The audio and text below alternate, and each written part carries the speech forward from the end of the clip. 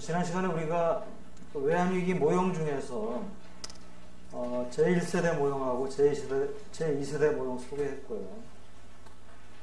그 다음에 아시아 외환위기를 설명하기 위한 이제 모형으로서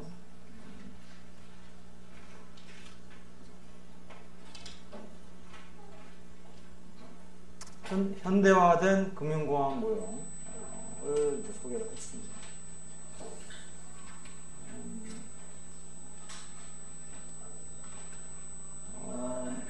아시아 외환위기 소개하기 위한 모형으로서 여러 가지 이제 그 모형들이 나왔는데요. 지난 시간에 얘기한 대로 이제 아시아 그 외환위기가 발생했던 그 아시아 4개국은 환율을 고정시킨다. 그러니까 고정은 아니더라도 관리를 한다라고 하는 요소가 있었고, 외환보유고가 제한되어 있었다라고 하는 그런 점에서는 1세대 모형하고 이제 유사하지만은 1세대 모형에서 이제 티피컬하게 나타나는 고정환율하고 상충되는 거시경제 정책이 관찰이 잘 안 되니까, 그래서 이제 뭐 일부 학자들은 크루그만을 무시해가지고 또 뭐 IMF의 초기에 IMF의 견해도 그랬고요. 미시적인 인센티브 문제, 관치금융, 뭐 과다 차익 과잉 투자, 뭐 이런 이제 미시적 인센티브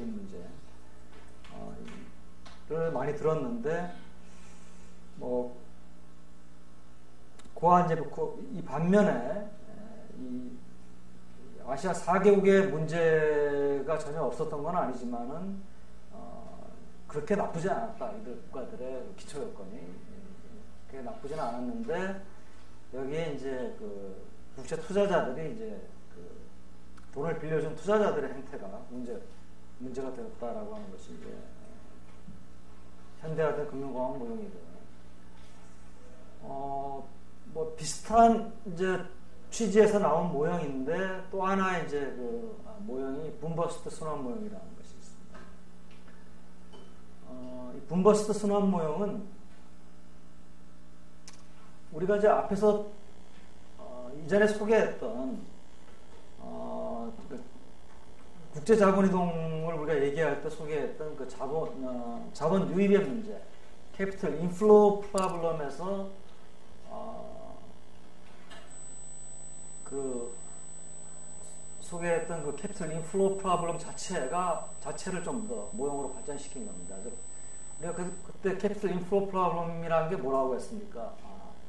단기적으로 급격하게 자본이 신흥국이나 또는 뭐 개도국으로 유입될 경우에 부작용이 발생한다 했죠. 그 부작용이 1차적으로는 뭡니까?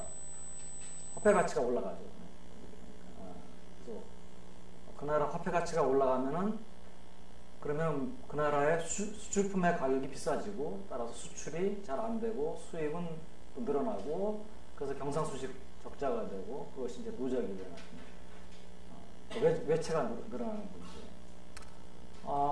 이제 요걸 막기 위해서 이제 그 뭐 외환시장에 개입을 해가지고 화폐 가치가 올라가는 것을 막을 수는 있는데, 근데 이제 외환시장에 개입을 한다는 게 그건 뭐냐면, 돈이 들어오는데 외화가 그 개입을 하려면은 화폐 가치가 올라가는 것을 막으려면 중앙은행이 그걸 사줘야 되죠. 외화를 사줘야 되죠. 안 그러면 외화 가치가 떨어져 버립니다. 사주면서 돈이 풀리죠. 그냥 외화를 사주려면은 외화 사고, 그 다음에 중앙은행이 그 대금을 자기 나라 화폐로 지급을 하니까, 그러면 이제 돈이 풀리는 문제가 발생합니다. 돈이 풀리면 뭐 시간은 좀 더 걸릴지 몰라도 비슷한 문제가 발생하죠. 그냥 돈이 풀리니까 물가가 올라간다든지, 또는 뭐 자산의 가격이 올라가든지, 그래가지고 이것이 뭡니까? 얘기하는 대로 우리가 지금 실질 환율을 P분의 2P 뭐 스타라고 한다면은 또는 뭐 SP 스타지. 외환시장 개입을 하지 않으면 당장 이것이 이제 화폐 가치가 떨어져가지고, 화폐 가치가 올라가가지고, 자기 나라 환율이 떨어지는 게 화폐 가치가 올라가는 거죠. 직접 표시법에서는. 그러니까 실제 자산이 발생합니다. 만약에 외환시장에 개입을 하면은 어느 정도 이것이 떨어지는 것을 뭐 막거나 아니면 약간만 떨어지도록 만들 수는 있는데, 대신에 뭡니까? 화폐의 양이 늘어나고 그것이 궁극적으로 뭡니까? 자기 나라 물가를 올린단 말이에요. 물가가 올라가면은 Q가 떨어지게 되겠죠. 실질 자산이 또 발생하죠. 이것이 뭡니까? 이것이 이제 경상수지를 악화를 시키고, 이것이 이제 뭡니까? 예체. 경상수지 적자라는 게 결국은 해외로부터 돈을 빌려야 되는 거니까 외채가 이제 늘어나가지고 이것이 이제 어느 정도 늘어나는. 이게 이제 늘어나다 보면은 이제 어떤 문제가 발생하냐? 뭐 외채가 많이 늘어나면은 돈을 이때까지 빌려주던 투자를 하던 외국인 투자자들이 저 나라가 외채가 늘어나는데 계속 늘어나고 언제까지 늘어날 수 있냐, 이제 갚을 수 있는 능력에 대해서, 상환 능력에 대해서 좀 의심을 하게 되고, 그러면은 이게 이제 들어오던 외채가 이게 이제 너무 늘어나게 되면 들어오던 외채가 갑자기 이제 중단이 되버리죠. 이거 이제 우리가 서든 스탑이라고도 하고, 중단만 되면 좋은데 그게 아니고 이제 뭡니까? 심지어는 갚아라. 서든 리버설이라고 했습니다. 들어오던 게 갑자기 이제 나간다고 했습니다. 서든 스탑이나 서든 리버설이 발생하면은 갑자기 돈을 외화로 갚으려고 그러니까 이제 갚을 돈이 없는 거죠. 그것이 이제 그 위기가 될 수 있다는 거죠. 이와 같은 이제 그 분버스 순환보행이라는 것은 이와 같은 과정이, 즉 돈이 들어오고 이제 이전에 이제 뭡니까? 자본의 유입이 발생하는 거죠. 자본 유입이 발생하고 이렇게 되고 경상수지 적자, 외채가 증가, 그 다음에 서든 스탑이나 서든 리버스는 결국은 자본 유출이거든요. 그래서 이 자본 유입의 붐하고 자본이 유출되는 버스트가, 이걸 이제 붐이라고 그러고 버스트라고 그래요. 붐, 버스트가 순환해서 발생하는 경향이 있다. 그러니까 그 얘기는 뭐냐면 이제 마치 경기가 이제 좋아졌다 나빠졌다 하듯이 개도국들에게 돈이 들어오는 것도 들어오다가 또 안 좋아 보이니까 나가다가 또 이렇게 나가면은 또 이제 뭡니까? 이게 위기가 올 수도 있지만은 뭐 적당히 나가면 어떻게 되냐? 이게 반대로 일어나니까 Q의 값이 오히려 이제 실질 절하가 일어나겠죠. 그렇잖아요. 이게 들어올 때는 저상을 일으키니까 나갈 때는 절하를 일으키지 않습니까? 그러면 이제 다시 또 뭡니까? 경상수지가 좀 회복이 돼가지고 좋아 보이니까 외채가 줄어들고 좋아 보이니까 다시 또 돈이 들어오고, 그럼 돈이 들어오면 또 이런 일이, 이게 이제 번갈아 하면서 일어나는 붐버스트가 이제 순환이 되는, 그게 이제 뭐 일반적으로 이제 개도국이 경험하는 현상인데, 아시아 외환위기의 경우에는 그러니까 결국 뭐냐면 이 붐이 좀 어떤 특정한 붐이 굉장히 심했다든지 그러면 버스트도 심하게 일어날 수가 있을 거예요.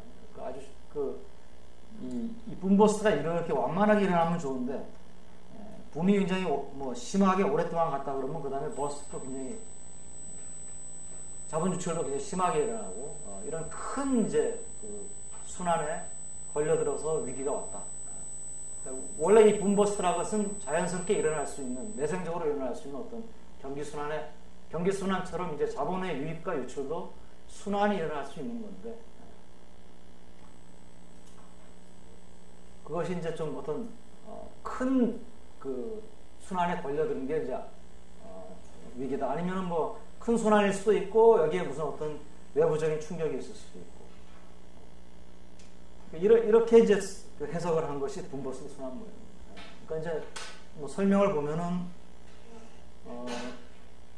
자본 유입이 이제 처음에 이제 어떤 이유에서든 자본 유입이 이제 발생한다라고 하면 뭐 단기적으로 호황이 발생합니다. 호황이 발생해가지고 뭐 이 나라의 경기도 좋고 뭐 부동산 가격도 오르고 뭐 좋은데 이와 같은 호황은 전부 다 뭡니까?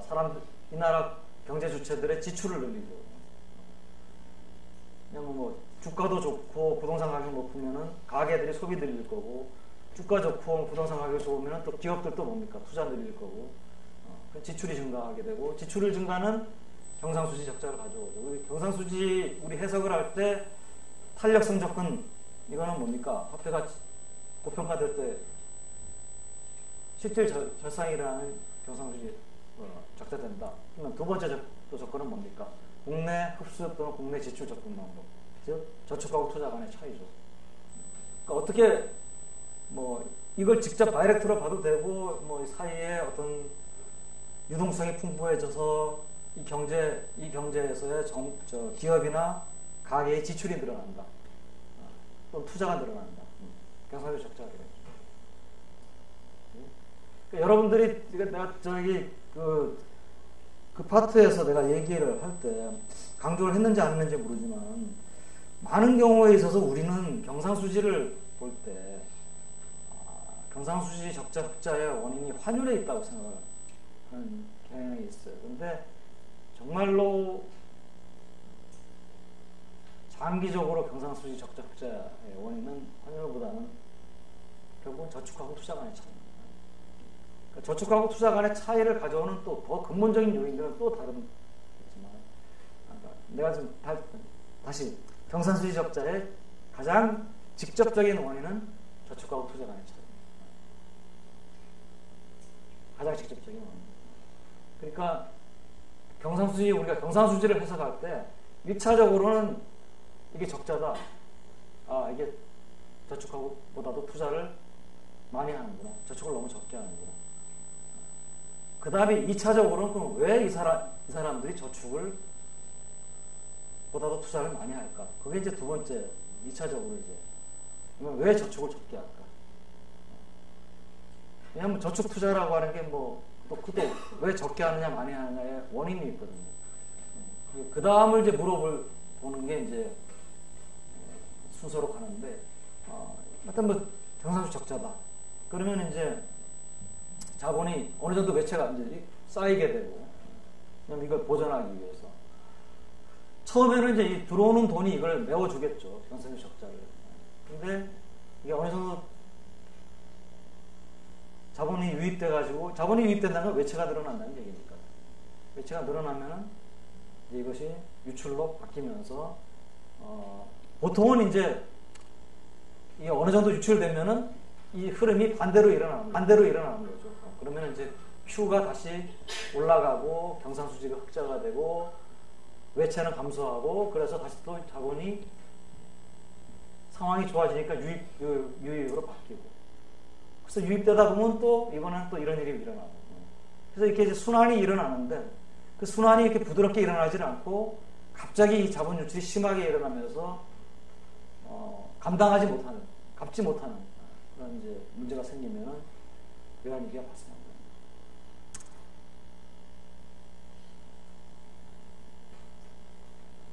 그래서 여러분들 분버스트 순환 모형을 이해를 할 때 이게 자본 유입 후에 반드시 자본 유출이 되면서 위기가 생기는 건 아니고요. 이 분버스트 순환은 스무스하게 일어날 수 있다는 거죠. 어느 정도는. 근데 이제 그것이 이제 스무스하게 안 일어날 때 버스트 국면에서 위기가 발생할 수 있습니다.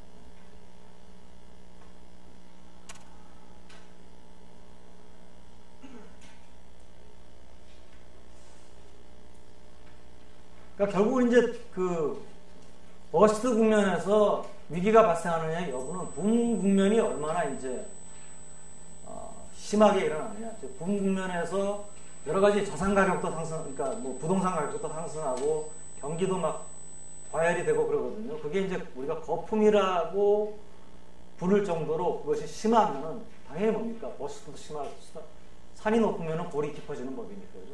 심할 수가 있겠죠.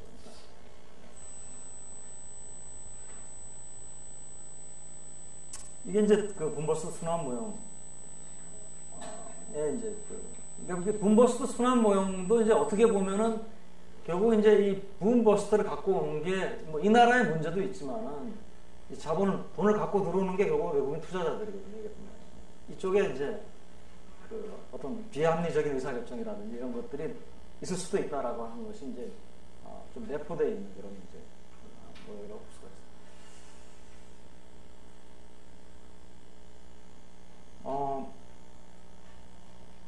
그 다음 이제 주제는 이제 외환위기하고 은행위기입니다. 이건 뭐 외환위기하고 은행위기의 개념의 차이는 이미 앞에서 소개를 했고요. 은행위기는 이제 은행이 부도가 나면은 이것이 이제 뭡니까? 다른 은행도 혹시 뭐 문제가 있을지 모르니까 예금자들이 앞을 다퉈서 이제 예금을 찾으려고 그러면 다른 은행도 또 흔들흔들하고 은행 시스템 전체가 이제 신용경색 현상이 발생하는 것이 은행위기인데 이 두 개가 이제 신흥국의 경우에 되게 같이 발생하는 게 이제 일반적입니다. 근데 이것이 이제 꼭 어느 게 원인이냐? 그러니까 외환위기로 인해 가지고 은행위기로가 올 수도 있고요.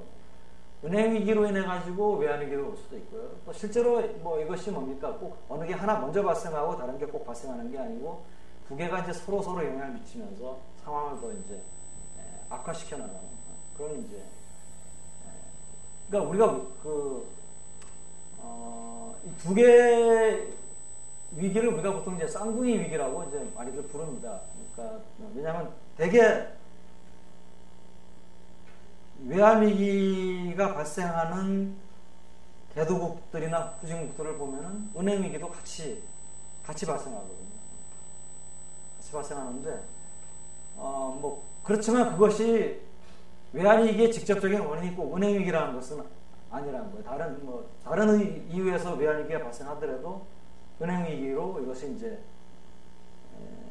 그러니까, 은행위기로 전파가 되고, 또 그 은행위기가 다시 또 외환위기를 더 심화시키고, 이런 이제, 고리가 있다는 거죠. 그 고리가 왜 있느냐? 왜 이제 이럴 수밖에 없느냐라고 하는 거죠.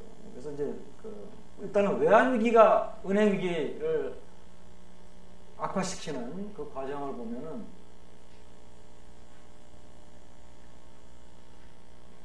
대개 이제 예를 들어서 고정환율 제도를 생각해 봅시다. 관리변동 환율도 비슷한 원리죠. 일단은 이제 외환위기는 자기 나라 화폐 가치가 급격하게 하락하려는 고정환율제에서는 이제 환율을 고정시키지 못하면 그 자체가 외환위기거든요. 평가절하를 해야 된다든지 뭐 포기한다든지. 그러면 이제 고정환율 제도에서 자기 나라 공국 통화의 가치가 이제 하락하는 것을 막기 위해서, 그러니까 왜냐하면 이제 고정환율 제도에서 외화에 대한 수요가 공급보다 많은 거예요. 그러면 이제 자기 나라 화폐 가치가 하락해요. 그냥 놔두면 하락하죠. 그러니까 그걸 막기 위해서 뭡니까? 중앙은행이 외화를 풀어줍니다. 풀면서 뭡니까? 자기 나라 화폐로 대금을 받겠죠.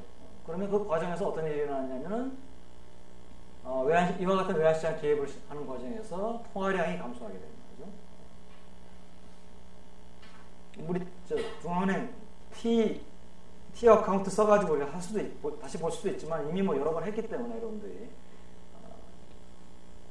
외환을 매도하는 개입에서는 통화량이 감소하게 됩니다. 자, 그럼 통화량이 감소하면은 이것이 뭡니까?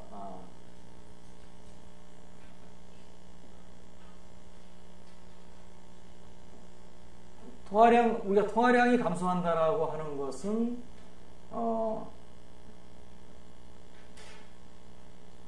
자금 시장에서의 자금 공급 감소를 의미하죠. 왜냐하면 그 신용 창조 과정, 통화량이 증가할 때는 신용 창조 과정이 발생합니다.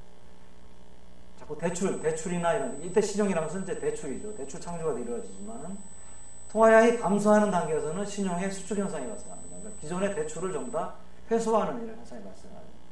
대출을 회수하는 과정에서 뭐 갚지 못하는 기업들이 부도가 나고, 그러면 또 기업의 부도는 금융기관의 부실 대출로 연결이 되고, 뭐 금융기관이 부실해지면 또 예금주들은 예금을 또 환수하려고 할 것이고, 뭐 이런 은행위기를 가져오겠죠.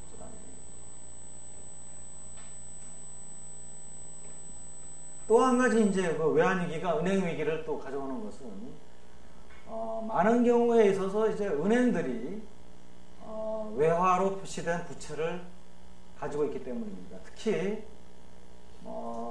이제 이것은 은행 중심의 자금 조달, 그러니까 금융 시스템이 자본시장보다는 은행 중심으로 되어 있는 경우, 그러니까 직접 금융이 있고 간접 금융이 있잖아요. 금융 시스템은. 직접 금융은 이제 주식이나 채권의 발행이라든지 이와 같은 이제 형태로 기업들이 자금을 많이 조달하면 직접 금융이고, 간접 금융은 이제 은행과 같은 이제 금융기관을 통해 가지고 조달하는 것입니다. 개도국의 경우에는 많은 경우에 있어서 직접 금융시장이 발전이 못 되는 경우가 많기 때문에 간접 금융에 의존을 하는 거죠. 은행이 자신의 신용을 가지고 자금을 조달해서 그것을 다시 기업에 나눠주는, 그것이 이제 외화의 경우에도 마찬가지죠. 그럼 이제 은행이 이제 국내 부채도 가지고 있고 외화 부채도 가지고 있고, 당연히 뭡니까? 국내 채권도 가지고 있고 외화 채권도 가지고 있어요. 그러니까 은행이 국내 부채라고 하는 것은 주로 예금자들로부터 예금을 조달해 가지고 대출을 하는 것이고, 외화 부채라고 하는 것은 예금일 수도 있고, 많은 경우에 있어서는 이제 은행이 뭡니까? 다른 국제은행으로부터 차입을 해가지고 이것을 이제 기업한테 대출해요. 이게 이 상황은 97년에 우리나라 상황하고 똑같습니다. 우리나라도 금융 시스템이 은행 중심의 금융 시스템입니다.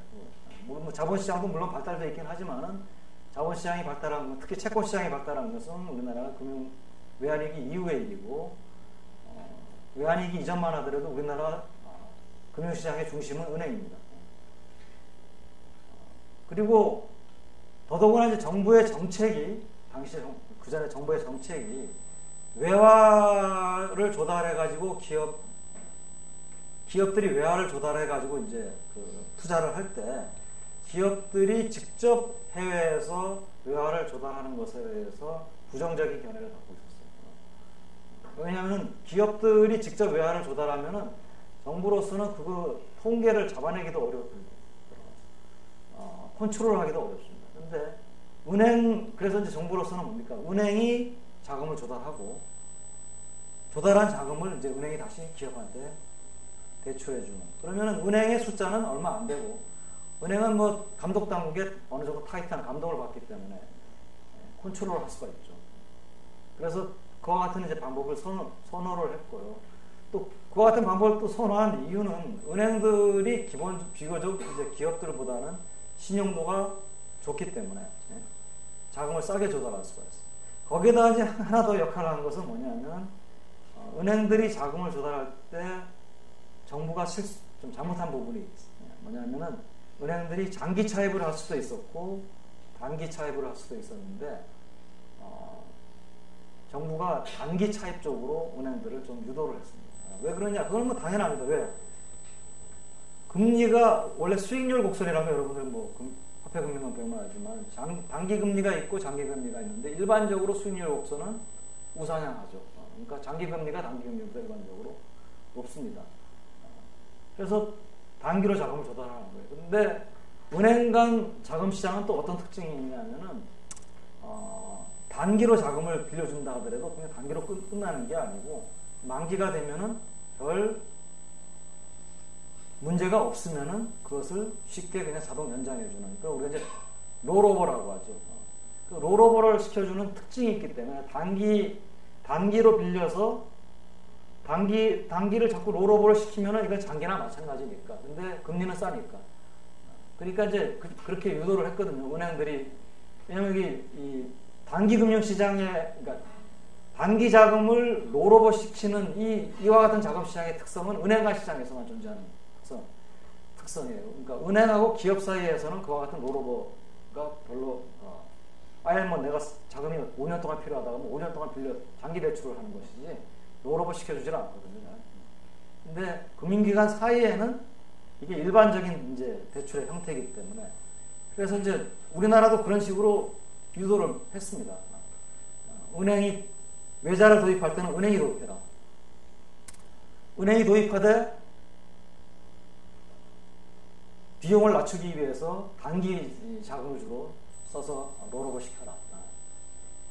의도적으로 유도를 했는데, 이게 문제가 없을 때는 이게 굉장히 좋은데, 일단은 이제 외채가 누적이 되고 기업들이 부도가 나가지고 이제 뭡니까? 은행이 있는데 은행이 이제 원화도 있고 원화 대출도 있고 외화 대출도 있거든요. 외화 자금 조달했죠. 대출인데 문제는 이 원화로 대출해준 했든 외화로 대출했든 이쪽 부분에서 뭡니까? 문제가 생긴 거예요. 왜냐하면 그 당시에 2007년에 어떤 문제가 있었습니까? 우리나라 기업들 큰 기업들이 부도를 냈습니다. 기아자동차, 진로, 지금 일일이 다 열거를 할 수 없을 정도로 많은 중견 이상의 그 큰 그룹들이 부도를 냈거든요. 그러니까 은행들이 다 부실해지. 그것이 원화 대출이든 외화 대출이든. 근데 외국에서 돈을 빌려준 투자자 입장에서는 또는 금융기관 입장에서는 꼭 이게 외화로 부도가 난 게 아니고 원화로 부도가 나더라도 뭡니까? 원화로 이제 부실 대출이 많이 발생하더라도 은행이 뭡니까?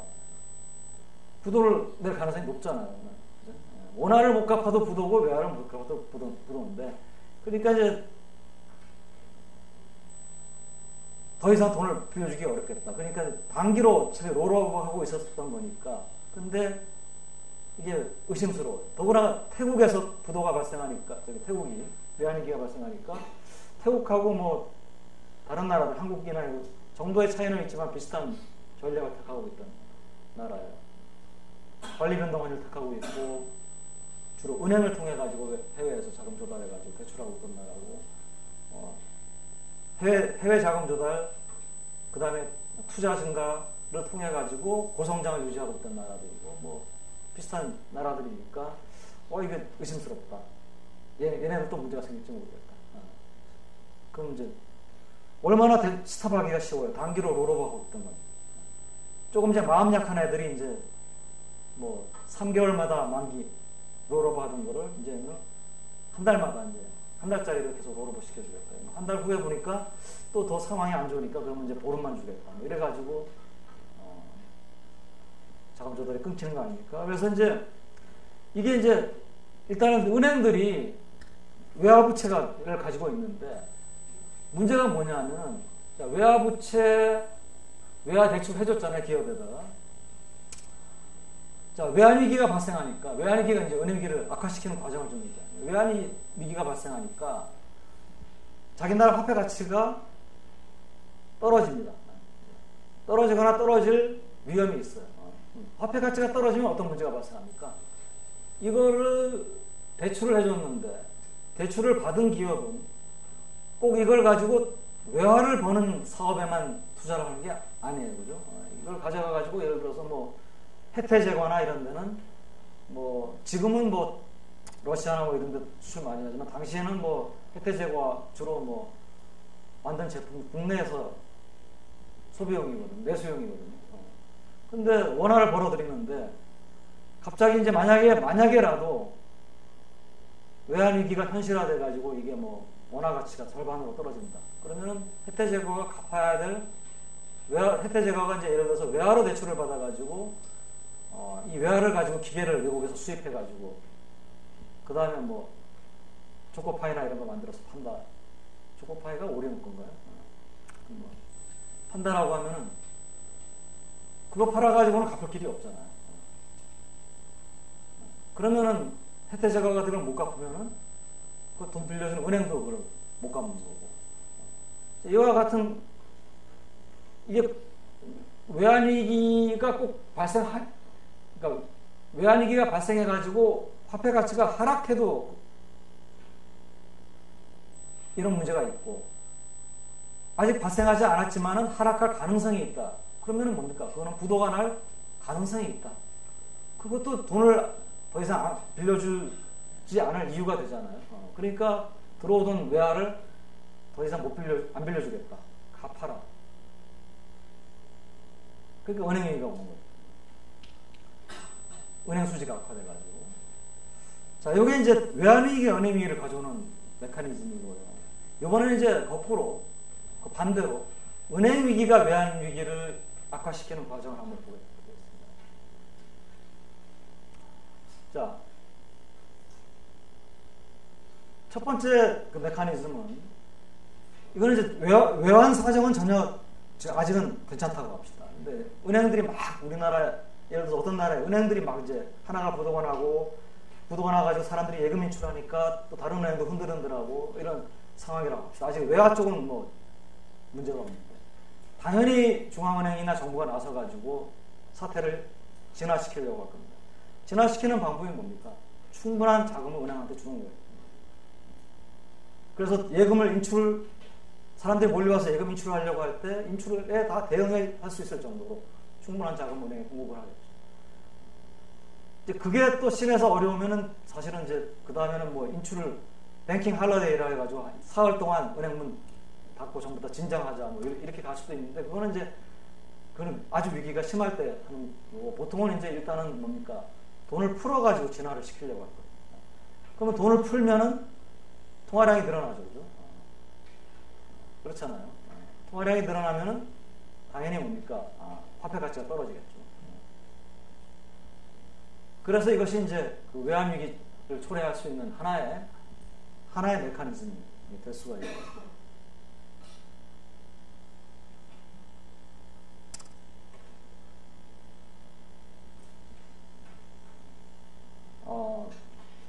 두 번째 이제 또 은행 위기가 외환 위기를 가져올 수 있는 이유는요.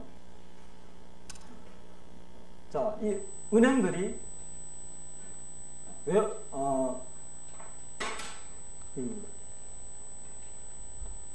외화 차입도 있고 원화 차입도 있어요. 근데 외화 쪽은 아직 문제가 없다고 합시다. 근데 이제 원화로 차입을 해서 원화로 대출을 해줬는데 뭐 예를 들어서 어떤 한 은행이 부도가 나가지고 다른 은행도 좀 문제가 생겨서 예금 인출 사태가 발생한다.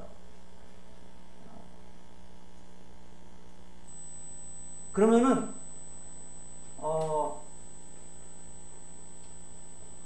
이 예금 인출에 대해서 대응을 하지 못하면은 은행들이 부도가 나잖아요. 은행이 부도가 나면은 이게 뭐 예금을 인출하려고 했던 사람들이 원화를 인출하려는 예금자였다고 해가지고 뭐 외화로 돈을 빌려준 외국인 투자자들은 안전하냐 그런 게 아니거든요. 일단 부도가 나면 양쪽을 다 못 갚습니다, 그죠? 그러니까 뭐 이게 이제 우리가 보통 이제 크로스 디폴트라고 해가지고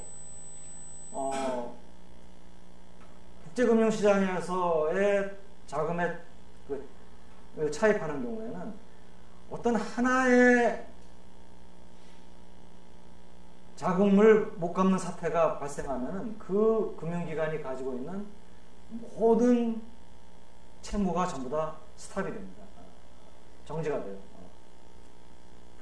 만기가 먼저 오는 걸 먼저 갚을 수 있는 게 아니에요. 그러니까 예를 들어서 내가 그러니까 이 사람들이 나한테 돈을 빌려줬는데 이 사람은 내일 만기가 되고 이 사람은 모레 만기가 되고 그 다음에 뭐 한 달 후에 만기가 되고 두 달에 만기.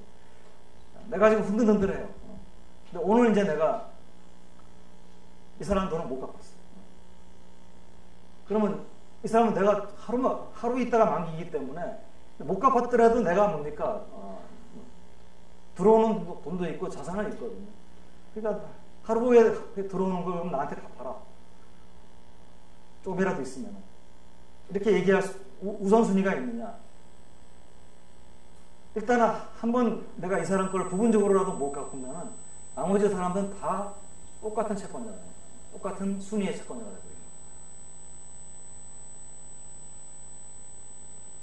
그러니까 어떤 은행이 뭐 원화 대출 차입이든 뭐든 간에 못 갚을 가능성이 생기잖아요. 예금자들이 예금을 인출해서 그렇던 은행 위기가 발생해서 그렇든 그러면은 이 사람이고 전부 다 뭡니까? 다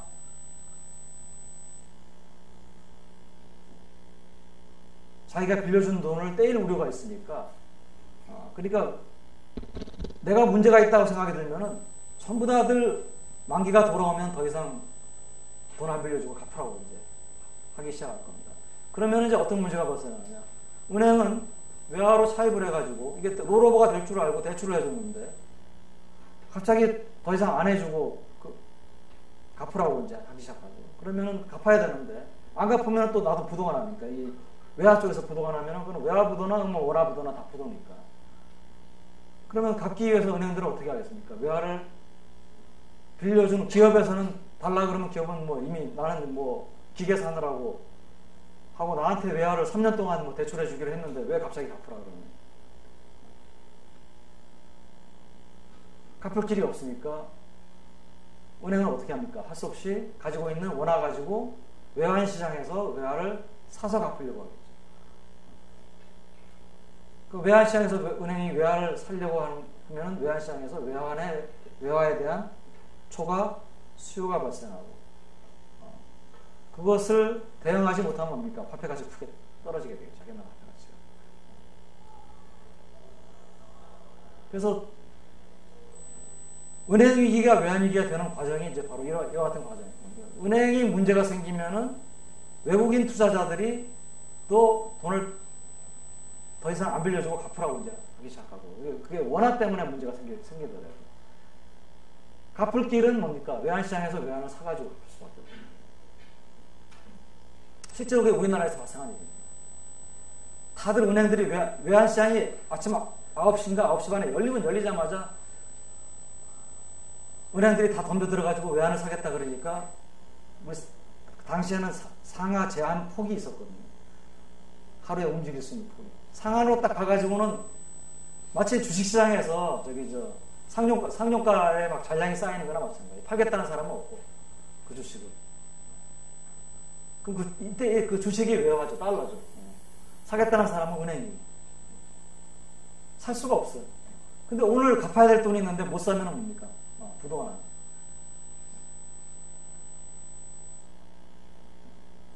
할 수 없이 뭡니까? 한국은행하고 재경부에 가가지고 이거 안 갚으면은 우리 은행 부도나고, 우리 은행 부도나면은 이때 이 우리라고 하는 거는 월의를 말하는 게 아니고 이 은행이 부도가 나고, 부도가 나면은 금융 시스템이 걷잡을 수 없이 망가지고, 그러면 경제도 망가집니다. 그러니까 이제 한국은행은 뭡니까? 4시까지 문 닫을 때까지, 오늘 문 닫을 때까지 니네들이 알아서 자구책을 해봐라. 처음부터 뭐 이렇게 해주진 않고 4시까지 노력해봐라. 그러면 뭐 죽어라고 노력하겠죠. 뭐 국제금융시장에 가가지고 또 딴 일본 은행에, 아는 은행에 가가지고 좀 외화 좀 빌려달라. 못 빌리면 이제 4시에 이제 한국은행이 집계를 합니다. 어디 부족하고 어디 부족하면은 이제 한국은행이 갖고 있는 외환보 일부를 그때 이제 풀어가지고 이거 가지고 갚아라. 그럼 그 다음날이 되면 똑같은 일이 또 반복해요. 그게 지금 그 2007년 가을에 우리나라에서 일어났던 일이에요. 가을부터 2008년 초까지 매일매일 그런 일이 반복해요.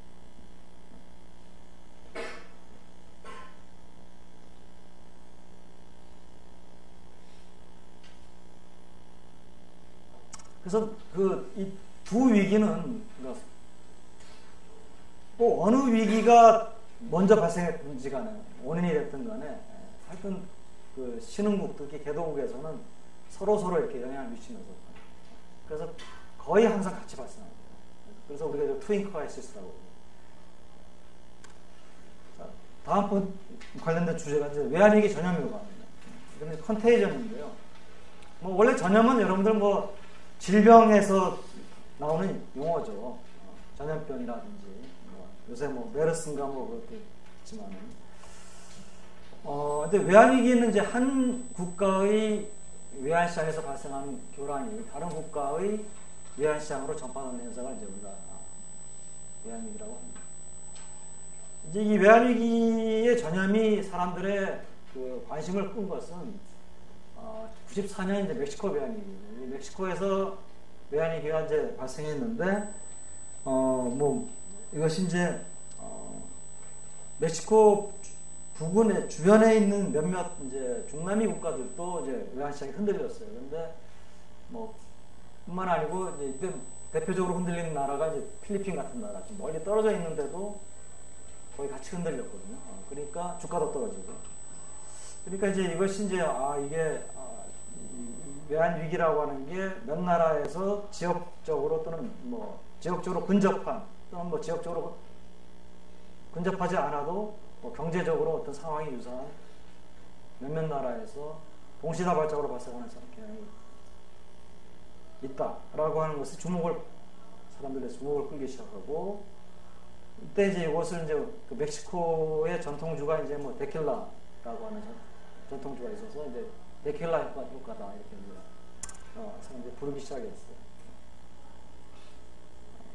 97년에 아시아에서도 외환위기가 이제 태국이 먼저 발생했는데, 시차를 두고 뭐 말레이시아, 인도네시아, 뭐 한국, 또 한국으로 오는 과정에서 뭐 대만이나 홍콩도 뭐 외환위기가 발생하지는 않았지만은 그 어택이 있었어요.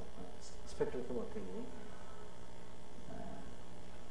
뭐 홍콩 얘기를 잠깐 하자면, 홍콩은 이 당시에도 통화위안의 제도를 택하고 있었습니다. 그러니까 홍콩 달러화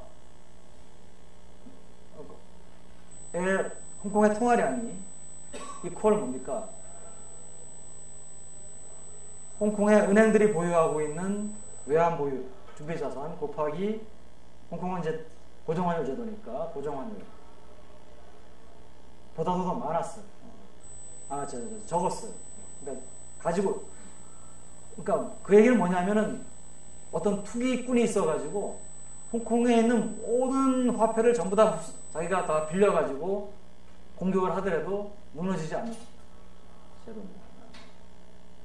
그래서 그 화폐를 홍콩 화폐를 무너뜨리는 것은 불가능하다는 것을 해치펀드들이 알아요, 투기꾼들이. 근데 이제 투기꾼들이 착안한 건 뭐냐면, 홍콩 화폐를 공격을 하면은, 홍콩 화폐를 공격하는 것은 이제 홍콩 화폐를 팔고 달러를 사는 거죠.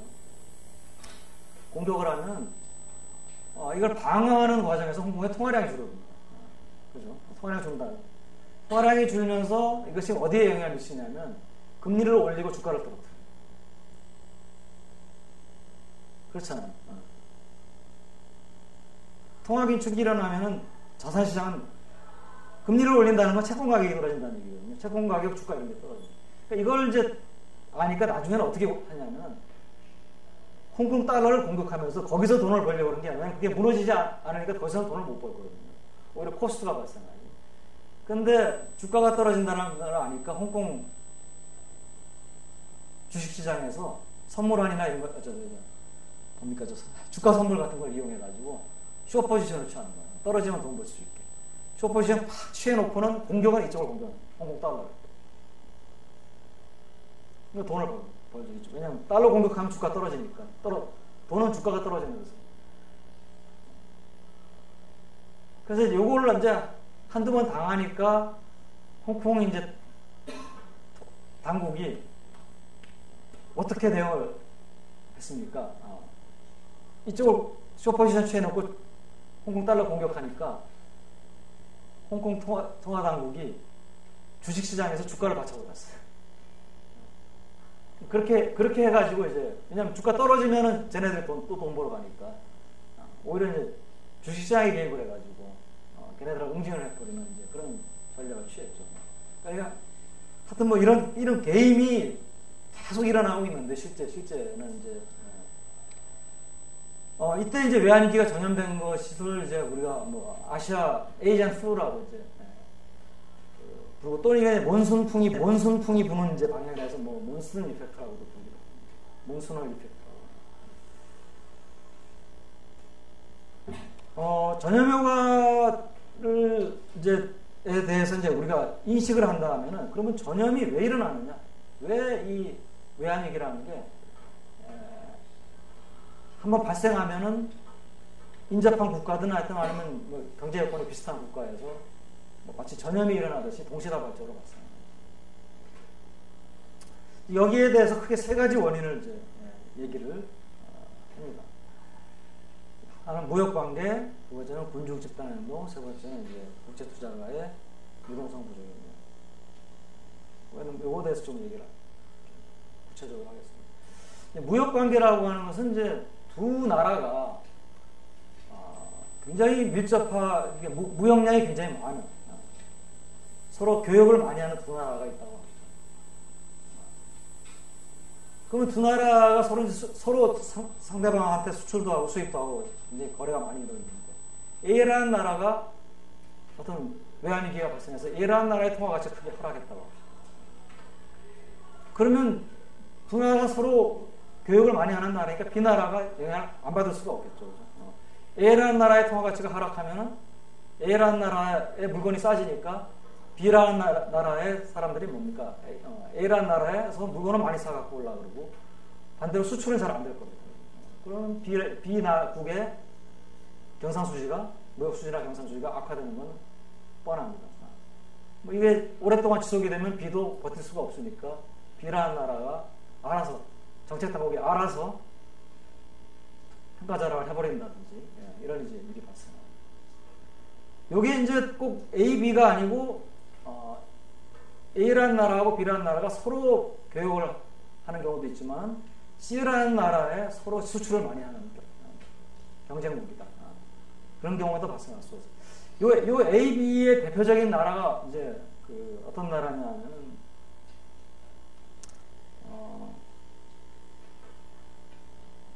그 영국하고 아일랜드인데 영국하고 아일랜드가 뭐 그렇게 뭐 꼭 친한 나라는 아니지만 그래도 지리적으로 인접해 있기 때문에 서로 정치적으로는 그렇게 뭐 꼭 친하다고 볼 수는 없는데 교역을 많이 합니다. 그래도 인접해 있다 보니까.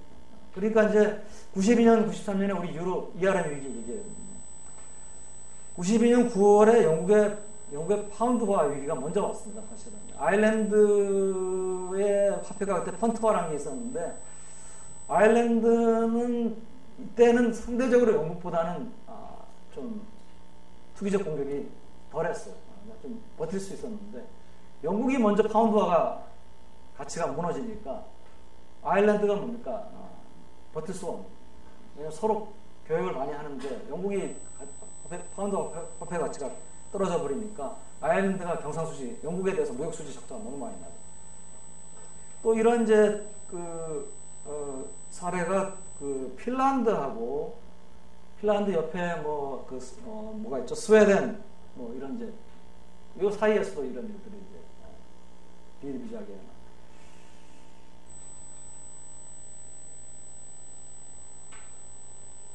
그러니까 이건 이제 그러니까 직접적 무역은 A, B가 서로 이제 교역을 많이 하는 거고 간접적 무역은 A, B가 뭐 다른 C라고 하는 나라에서 이제 수출 경쟁을 하고 있는 경우 이런 일이 발생할 수 있다는 거죠.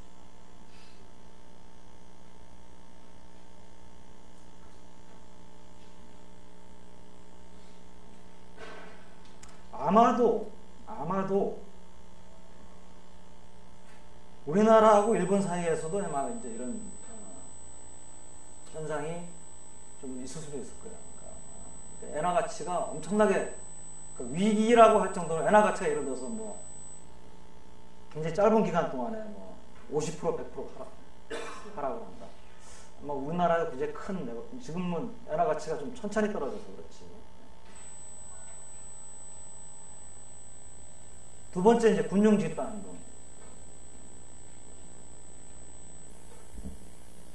군중 집단 행동은 뭐 영어의 허드 비헤비어를 이제 번역한 건데 허드 비헤비어는 뭐 우리가 금융시장에서 꼭 이 상황이 아니더라도 금융시장에서 나타날 수 있는 주식시장이나 뭐 이런 상황 어떤 일부의 투자자들이 움직임을 먼저 보이면은 다른 투자자들이 따라서 움직이는 것을 우리가 허드 비헤비어라고 합니다.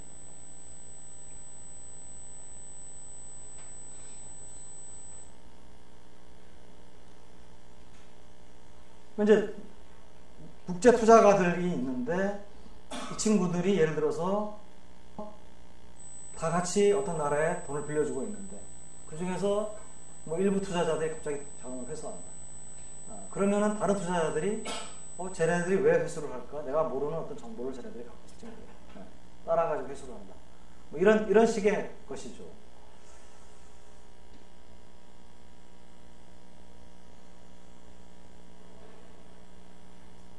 이 군중 집단 행동은 어떤 점에서는 합리적인 선택이 될 수도 있습니다. 어떤 경우냐면은 정보가 불완전한 경우. 정보가 불완전한 경우에는 누가 먼저 움직이면은 내가 아까 얘기한 대로 어차피 지금 정보가 내가 여기 다 몰라요. 이 나라에 대해서. 뭐 정보를 내가 확실하게 완전히 알고 있으면은 쟤네들이 돈을 빼더라도 나는 확신을 가지고 뭐 괜찮은 나라인데 왜 그러냐 이럴 수도 있겠죠. 물론 이제 그것도 여러분들 은행 위기 같은 경우에 은행이 굉장히 좋더라도 예금자들이 돈을 빼면은 나는 좋다고 생각하고 놔두더라도 실제로 은행은 부도가 날 수가 있잖아요. 그러니까 그게 이제 프리즈너스 딜레마 일종의 상황인데 나는 안 불어도 다른 애들이 다 불어버리면 나만 이제 문제가 생기니까. 그리고 그런 이제 상황이 있을 수 있기 때문에 특히 정보가 불완전하면은 누가 먼저 움직이면은 나는 안 움직이더라도 다른 애들이 따라서 움직이면 나는 손해거든요. 그러니까 어떻게 보면은 정보가 불완전한 상황에서는 합리적인 행동입니다. 그래서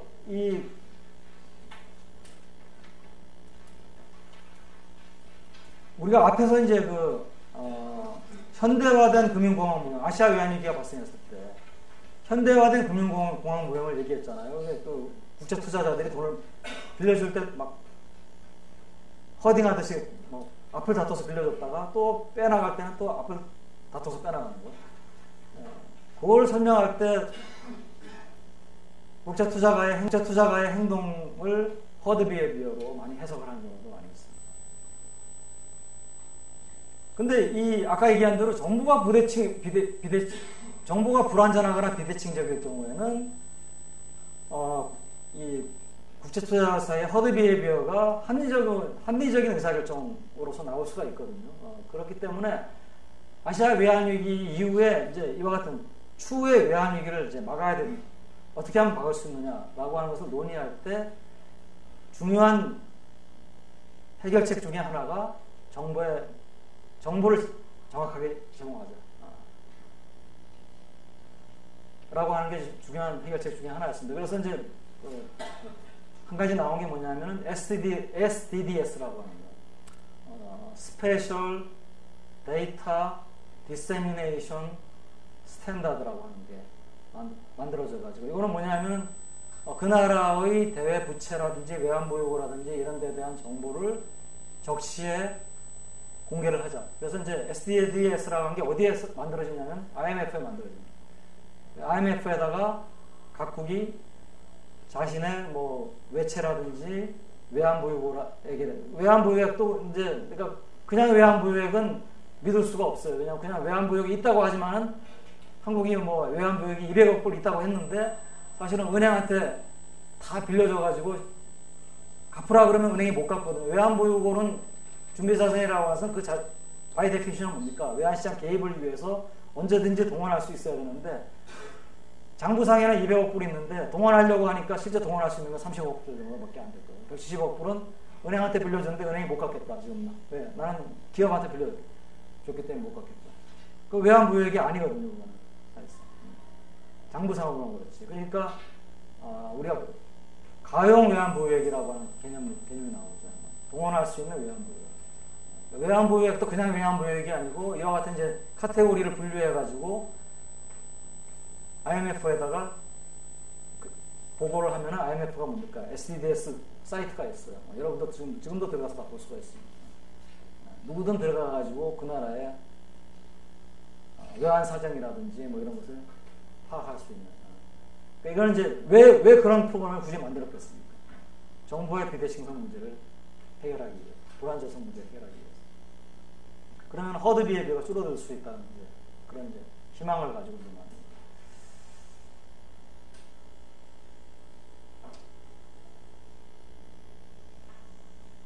근데 군중 집단 행동이 나타날 수 있는 원인으로서는 이 정보의 비대칭성 말고 또 한 가지 또 원인이 있습니다. 이건 뭐냐면 평판입니다. 평판, 레퓨테이션. 이 허드 비헤비어는 꼭 외환위기에만 관련된 게 아니기 때문에 이쪽은 뭐 어차피 금융시장, 주식 투자라든지 재무 이론이라든지 이쪽에서 많이 분석이 되어 있는 이론이거든요. 그러니까 이거는 뭐 외환위기 때문에 소개를 하는 건 아니고 이미 뭐 많이 분석이 되어 있는 거기 때문에 평판입니다. 평판은 뭐냐 하면은 결국은 이제 대도국이나 신흥국에 투자를 하는 국제투자자라고 하는 것은 국제금융기구나 국제적으로 투자를 하는 펀드죠. 펀드 매니저들이죠. 이 친구들은 이제 뭐 펀드 매니저들은 아니면은 이제 은행에 소속이 돼가지고 투자를 결정하는 사람들은 간에 뭡니까? 다 전문가들이거든요. 그래서 이제 자기의 그 평판을 가지고 이 기관으로 가서 또 일하다가 또 뭐 좀 더 돈을 많이 주겠다는 데가 생기면 절로 가고 뭐 이런 친구들인데, 그러니까 자기가 계속 이 업계에서 살아남기 위해서는 자기 평판을 유지를 해야 돼요. 근데 이 분야에서 이제 그 평판이 어떻게 되냐 하면은 잘하는 것보다는 못하지를 말아야 돼요. 그러니까 그 얘기는 뭐냐 하면은 이제 보통 우리가 그 펀드 같은 경우에, 예를 들면 펀드 같은 경우에 그 성과를 수익을 잘 냈느냐 못 냈느냐를 가지고 따지는 게 아니고 뭡니까? 남들에 비해서 또는 벤치마크에 비해서 수익을 냈느냐 못 냈느냐. 근데 이제 뭐냐 하면은 벤치마크에 비해서 수익을 잘 내는 것도 중요하지만, 그러니까 남들이 이만큼 했을 때 내가 이만큼 했다. 당연히 이 사람 인정받겠죠.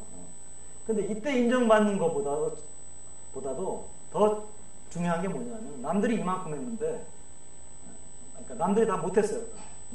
상황이 안 좋아서 다 못했어요. 이만큼 떨어졌어요. 근데 이거 내가 이만큼 하면은 그러면 상황이 안 좋으니까 너 뭐 그냥 선방했다 뭐 이렇게 되는데, 내가 이렇게 된다. 나 안 좋을 때 이러면 한 번 이렇게 하면은 이 사람은 날아가 버려요. 평판이. 암만 이렇게 했어도 그 전에 한 번 이걸 잘못하면은 이게 더 치명적이라는 거예요. 그러니까 당연히 펀드 매니저 사이에서는 어떤 성향이 있겠습니까? 남들 하는 것을 평균으로 따라가려는 성향이 있어요. 남들이 이렇게 하면 나도 그렇게 한다. 그럼 중간은 갈 수 있습니다. 근데 괜히 좀 튀려고 하면은 뭐 잘 되면 성공할 수 있지만은 못 되면은 이렇게 되면은 이제 아무도, 이게 만약에 뭐 예를 들어서 뭐 지금 우리나라 보면은 여러분들 뭐 자금을 좀 굴려보려고 하는 사람은 알겠지만 요즘은 투자자문사라고 하는 거예요. 이게 너도 나도 투자자문사, 이건 자본금 조금만이라도 만들 수 있는 거예요. 그래서 뭐 서울대 주식 동아리 하던 친구들이 나와가지고 뭐 굉장히 성공적으로 만든 게 쿼드라고 하는 투자자문사 있어가지고 뭐 이거는 이제 잘 되다 보니까 지금은 뭐 10억 이상 돈을 안 갖고 오면 안 받아줘요. 그러니까 미니멈 투자 단위가 뭐 그것도 뭐 때가 있어가지고 그 때가 아니면 안 받아주고, 왜냐면 이제 너무 덩치가 커지면 애들도 운용하기가 어렵다는 걸 아니까 딱 그만큼만 이제 벌고 운용하고 살겠다는 거죠. 뭐 그런 데들이 뭐 우후죽순으로 있습니다. 그러면 이제 친구들이 처음에 주목을 못 받는 상태에서 주목을 받으려면 할 수 없이 이렇게 해야겠죠. 남들이 못하는 것보다 잘해야겠죠. 그렇잖아요. 그렇지 않으면 누가 뭐 걔라 인정해주지 않습니다. 근데 한 번 이제 이렇게 해가지고 주목을 받으면 그 다음부터는 이제 이 친구들이 전략이 이제 뭐냐면 평균만 해도 이제 사람들이 나는 언젠가는 잘할 수 있을 거다라고 생각하고 받아준다. 그러니까 이런 이제 것이 이제 허드 비헤이비어가 나타나는 이유, 또 하나의 이유입니다. 그러니까 평균적인 평판을 유지하려고 하니까 다른 애들을 따라서 가는 거예요. 다른 애들이 빼면은 나도 빼고, 들어갈 때 같이 들어가고. 괜히 남들이 다 브라질에서 빼는데 나는 브라질 괜찮다 뭐 들어가. 물론 이거 굉장히 큰 수익을 한 방에 놀릴 수는 있어요. 근데 이 친구가 브라질에서 예상대로 브라질이 안 좋아져가지고 손해를 더 크게 봤다. 그러면 그거 봐라. 이런 식으로 되는 거죠. 그러면 정말로 이제 완전히 묻혀버리는 거죠.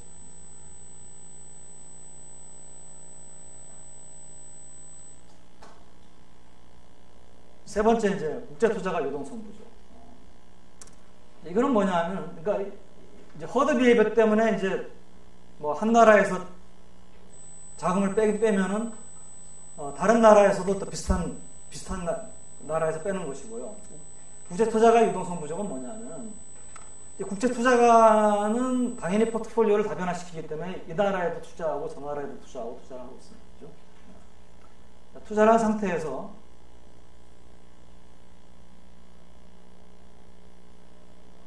한 나라에서 위기가 발생해요. 문제가 발생해요. 그럼 그 나라에서 뭡니까? 손실이 발생합니다. 그죠? 손실이 발생해요.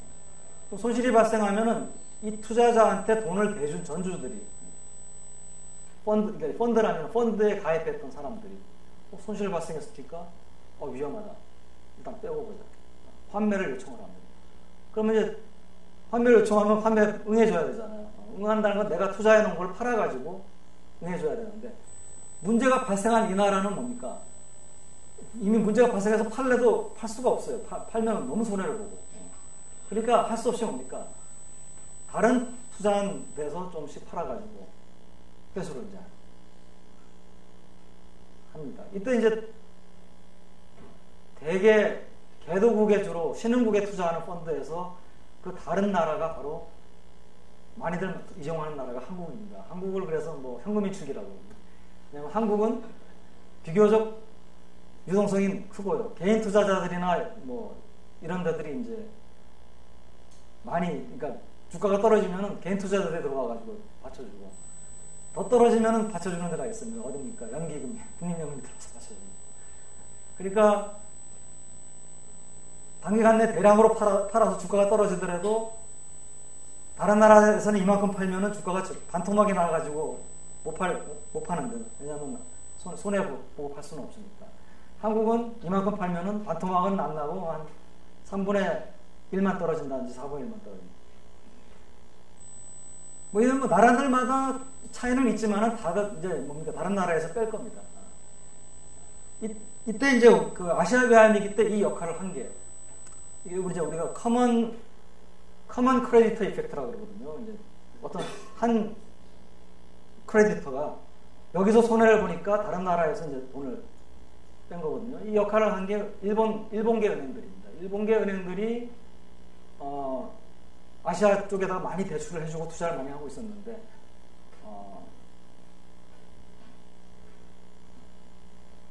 태국에서 먼저 위기가 발생하니까 뭐 태국 말고 다른 위기가 아직 발생하지 않은 아시아 국가에서 돈을 뺐어요. 빼니까 이제 한국에서도 빼고 말레이시아도 빼고 인도네시아도 빼고, 그러니까 그 중에서 조금 그래도 다른 나라보다 좀 취약했던 나라들이 위기가 발생. 요걸 보고는 이제 사람들이 뭐냐면 이제 음모론을 얘기하기 시작합니다.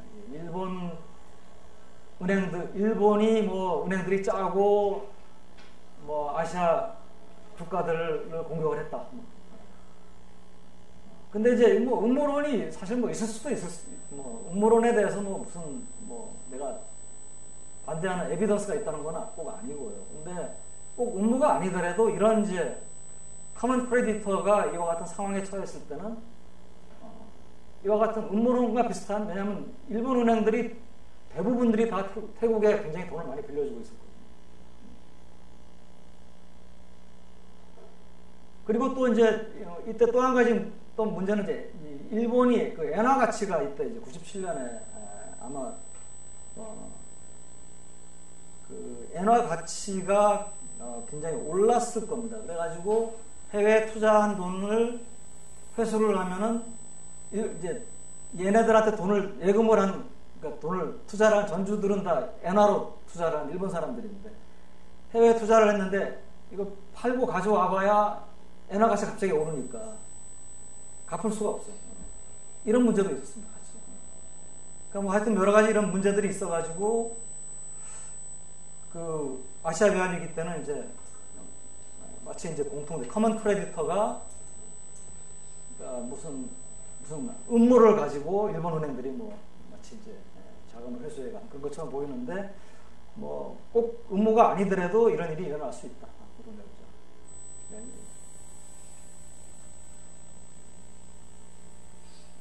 이제 뭐 전염효과에 대해서는 이 정도 하고요. 그러니까 지금도 뭐 지금 이 전염은 효과는 유효합니다. 그러니까 지금도 뭐 예를 들어서 미국이 금리를 인상한다라고 하면 미국이 급격하게 금리를 인상한 시기에는 거의 항상 문제가 발생했어요. 국제금융 시장에서는. 그럼 이제 지금 우리나라 같으면 굉장히 지금 뭐 여러 가지 측면에서 볼 때 비교적 양호하거든요. 경상수지 흑자고 외채는 좀 늘어났지만 단기 외채는 굉장히 적습니다. 그러니까 외채는 좀 그래도 많이 있는 편이에요. 근데 단기 외채는 굉장히 그 비중이 낮은 편이고요.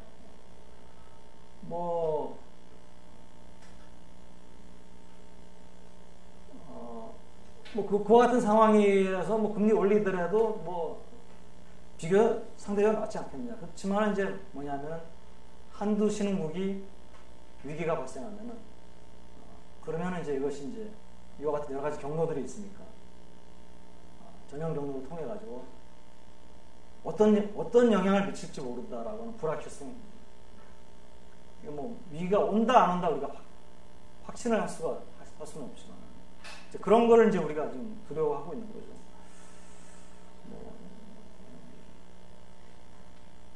여러분 뭐 오늘도 보니까 뭐 미국이 주가가 1% 빠졌는데 우리나라는 뭐 더 빠지더라고요. 미국이 올라갈 때는 덜 올라가고. 자, 외환위기 조기경보. 자, 외환위기 조기경보도 아시아 외환위기를 계기로 해서 나오기 시작한 겁니다. 이건 뭐냐면 외환위기를 좀 미리 알아가지고 좀 어떻게 대처를 할 수 없겠느냐라고 하는 아이디어죠. 얼리와닝인데요. 이제 요 얼리와닝이라는 개념이 이제 처음에 외환 시장에서 나왔다가 그 다음에는 뭐 금융 시장 해가지고 뭐 한때는 뭐 노동 시장, 주택 시장 뭐 다 외환 조기 경보 만든다고 뭐. 자, 이런 조기 경보를 만드는 이제 방법이 있습니다. 그래서 조기 경보에 대한 접근 방법은 크게 프로비셔널 로진 모델을 쓰는 접근 방법이 있고요. 두 번째는 이제 신호 접근법입니다. 이제 프로비셔널 로짓은 뭐냐면은 외환위기가 발생하지 않으면은 이제 0이에요. 외환위기가 발생하면 1의 값을 가지는. 그런 제로 또는 1의 값을 가지는 이제 그런 이제 종속 변수를 설명하기 위한 일반적인 모형을 우리가 이제 프로빗 또는 로진 모형이라고 이제 부르고요. 그러니까 오른쪽에 설명 변수들은 외환위기와 관련된 설명 변수들이 있겠죠. 뭐 외채, GDP, 증가율 뭐 이런 것들이 있고 종속 변수는 이제 제로완인데 이 프로빗 로진 모델의 문제는 뭐냐면 한 나라가 외환위기를 겪는 횟수가 그렇게 많지가 않잖아요. 그러니까 이 모델을 만들려면 한 나라 가지고 만들 수가 없으니까 여러 나라 수십 개국 데이터를 풀링을 해야 됩니다. 그런데 나라들마다 다 외환위기라는 게 모양이 똑같고 성격이 똑같고 공통된 요소에 의해서 항상 일정한 것이 발생하면은 여러 나라를 자료를 섞어도 되는데 이게 외환위기라는 게 나라마다 뭐 다르고 때마다 다르고 막 그러기 때문에 이걸 다 데이터를 막 여러 나라를 풀링해 가지고 만들어 놓으니까 외환위기를 발생하는 것을 설명할 수 있는 설명력이 낮고 더더구나 문제는 뭡니까? 조기경보는 설명을 하려고 하는 게 지나간 외환위기를 설명하려고 하는 게 목적이 아니죠. 뭡니까? 앞으로 올지 모르는 외환위기를 미리 예측을 해서 경보를 울리라는 거 아니에요.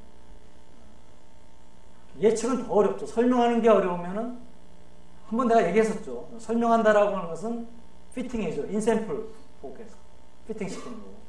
예측은 아웃 오브 샘플입니다. 그죠? 인샘플로 추정한 대수를 가지고 아웃 오브 샘플을 예측하는 건데 인샘플 피팅도 잘 안 되는데 아웃 오브 샘플이 얼마나 어렵겠어요. 그러니까 실제로 이걸 뭐 많은 학자들이 덤벼들어 가지고 했는데 실제 외환위기의 발생을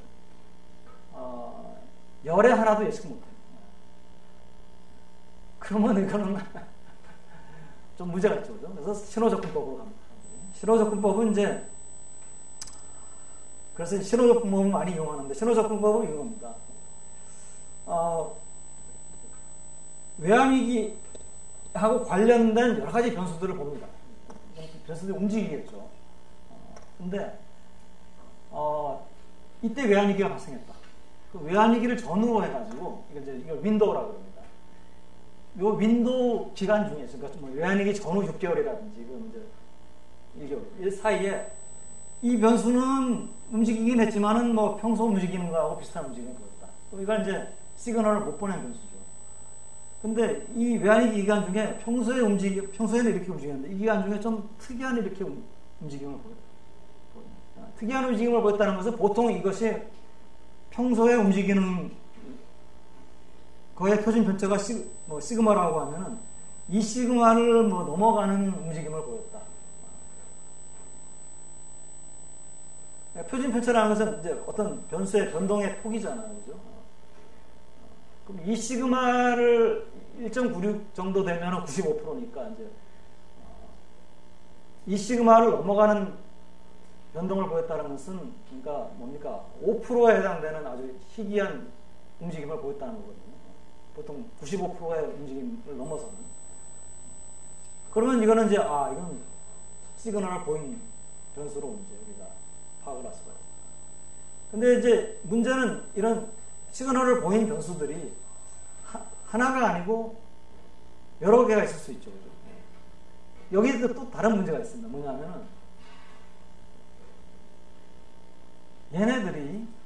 얘네들이요.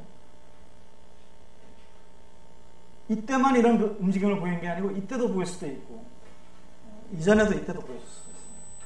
그러면 얘를 가지고 외환위기가 온다고 예측을 했으면 보고 이거는 뭡니까? 펄스 시그널이죠. 그렇잖아요. 그러니까 어떤 외환위기 때만 항상 정확하게 시그널을 보내는 변수가 있으면 참 좋은데 외환위기가 없을 때 시그널을 보낼 수도 있고요. 또 하나의 오류는 뭡니까? 외환위기 때 오히려 시그널을 못 보내는 오류도 있었어요. 이게 마치 이제 여러분들 통계학에서 타입 1 에러, 타입 2 에러 하고 비슷한 개념입니다. 그래서 이 사람 우리의 그 목적은 뭐냐면은 과제는 뭐냐면 이 시그널링 어프로치를 하는 사람의 과제는 뭐냐면은 어떻게 하면은 이 두 가지 종류의 에러를 극소화시킵니다. 그러니까 어느 한 변수만 보면은 이 두 가지 에러를 줄이기가 어려우니까 그러니까 뭡니까? 여러 시그널을 잘 보내는 변수들을 가지고 어떤 지표를 만듭니다. 마치 이런 겁니다. 내가 이제 저기 안개 속으로 차를 몰고 가는데, 이 잘못하면 이제 낭떠러지에 떨어지거나 뭐 그렇잖아요. 그러니까 이 위험한 게 앞에 있다라고 하는 것을 가르쳐 줄 수 있는 징후들이 있잖아요. 그 징후들이 이제 마치 이제 그것이 뭐 신호등인데 빨간 신호등이 들어오면은 서야 되고 파란 신호등이면 이제 위험하지 않으니까 가야 되는데 문제는 이제 뭡니까? 빨간 신호등, 파란 신호등이 항상 정확하면 내가 그냥 딱 빨간불 들어오면 스탑하고 피해서 가고 그러면 되는데 항상 그렇지 않다는 거죠. 빨간 신호등이 들어왔는데 오히려 길은 안전할 수도 있고 파란 신호등이 들어와 있는데 낭떠러지가 있을 수도 있고 근데 문제는 이제 그런 신호등이 또 여기도 있고 저기도 있고 막 많아요. 이런 상황, 이런 이제 비유를 우리가 들 수가 있습니다. 그래서 신호접근법은 이제 이런 거죠. 이제 신호가 발생했는데 위기가 발생하면 이건 좋은 거예요, 그죠? 신호가 발생하지 않았는데 위기가 발생하지 않으면 이것도 좋은 거예요. 근데 문제는 신호를 발생시켰는데 위기가 발생하지 않으면 에러고 오류고요. 신호가 발생하지 않았는데 위기가 발생하는데 이것도 오류죠, 그죠? 신호를 보냈는데. 그래서 B, C를 줄이는 것이 이제 그 문제인데, 문제는 이쪽을 줄이려면은 이쪽이 늘어나고, 그러니까 마치 우리 통계학에서 타입 1 에러를 줄이려면 타입 2 에러가 늘어나고, 타입 2 에러를 줄이려면 타입 1 에러가 늘어나. 그런 문제와 비슷한 딜레마가 있습니다, 여기. 그래서 그 딜레마를 이제 해결할 수는 없고요. 보통 이제 이걸 줄이기 위해서 보통 뭘 기준으로 하면 잡음 대 신호 비율이라고 해가지고, 이와 같은 이제 식을, 그러니까 기준으로 해가지고, 요거를 이제 미니마이즈 시켜야 되죠. 왜냐하면 신호를 제대로 보내고 잡으면 이제 퍼스트 시그널이거든요. 적게 보내는 그런 이제 그 지표를 만들어내는 게 신호접근법에. 그러니까 이건 뭐 내가 구체적으로 어떻게 한다라고 하는 걸 다 얘기하면 이건 복잡하고 신호접근법의 아이디어만 이제 대략 얘기하면 이 아이디어가 이제 여러 가지 조기 공부에서 많이 사용되고 있는 아이디어. 뭐 이 정도로 외환위기에 관한 내용을 좀